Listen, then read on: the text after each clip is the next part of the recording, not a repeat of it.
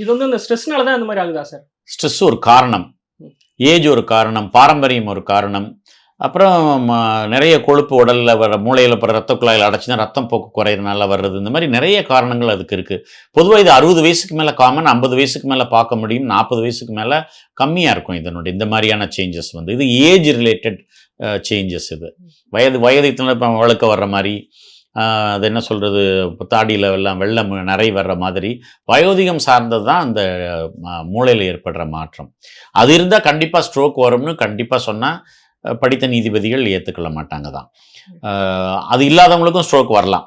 அது இல்லாதவங்களுக்கும் ஸ்ட்ரோக்னா என்ன, திடீர்னு ரத்த கொதிப்பு அதிகமாகுது, நீ கண்ட்ரோலில் வச்சுக்கல, நீ மருந்தே சாப்பிடலை, உனக்கு ஒரு திடீர்னு ஒரு இழப்பு, ரொம்ப அதிகமாக கவலைப்படுற, ரத்த கொதிப்பு கூடுது, அதனால் உங்களுக்கு ஒரு ஒரு அல்லது ரொம்ப நேரம் தண்ணி குடிக்காமல் இருக்கவங்களுக்கு கூட ஸ்ட்ரோக் வரலாம். ரத்தம் கட்டியாகி ஒரு பர்டிகுலர் இடத்துல அது